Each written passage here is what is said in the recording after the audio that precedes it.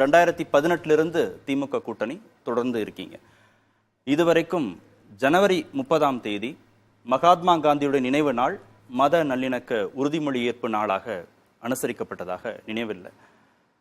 திடீர்னு இந்த மாதிரியான ஒரு ஏற்பாடு வலியுறுத்தல் எதற்காக முதல்வரால் சொல்லப்பட்டதுன்னு புரிஞ்சுக்கணும். கடந்த அக்டோபர் 2ஆம் நாள் காந்தி ஜெயந்தி அன்றே ஆர்எஸ்எஸ் 50 இடங்களில் ஊர்வலம்னு அறிவித்தாங்க. அதுக்கு மாற்றான ஒரு அரசியலை நாங்கள் முன்னெடுத்தோம்.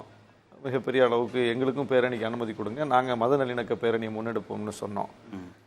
அதிலிருந்து நீங்கள் பார்த்தீங்கன்னா தமிழ்நாட்டில் பாஜக செய்து வரக்கூடிய வேலைகள் மத நல்லிணக்கத்தை சீர்குலைக்கக்கூடிய வகையில் அவங்க தொடர்ந்து செயல்பட்டு வர்றாங்க.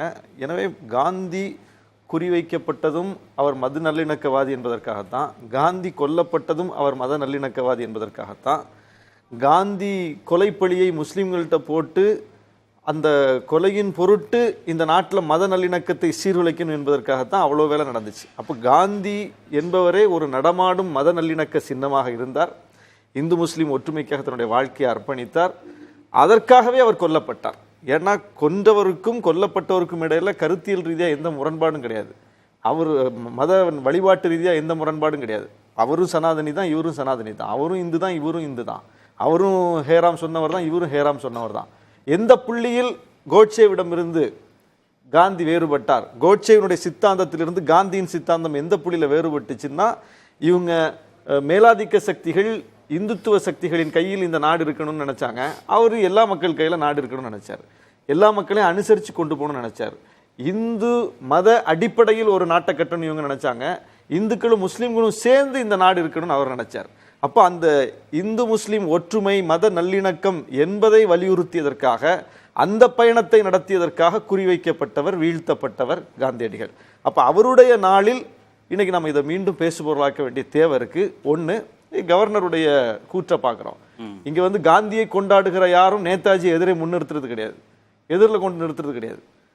நேதாஜியும் கொண்டாடுறோம். ஆனால் நேதாஜியை காந்திக்கு எதிராக முன்னிறுத்தி ஒரு பேச்சு பேச வேண்டிய தேவை என்ன வந்துச்சு? அப்புறம் காந்தி படுகொலையில் தொடர்புடையவர்களை, காந்தியை கொன்றவர்களை கொண்டாடக்கூடிய மூமெண்ட் யாரு? இந்த நாட்டில் எத்தனையோ அரசியல் கட்சிகள் இருக்கு, எத்தனையோ அமைப்புகள் இருக்கு. எந்த அரசியல் கட்சியை சார்ந்த ஒரு கடைநிலை தொண்டன் கோட்சேவை கொண்டாடுறான் சொல்லுங்க?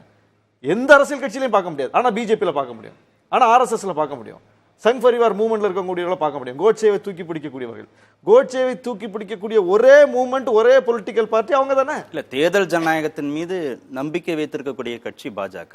தேர்தல் ஜனநாயகத்தின் மூலமா தான் ஆட்சி பொறுப்புக்கு வராங்க.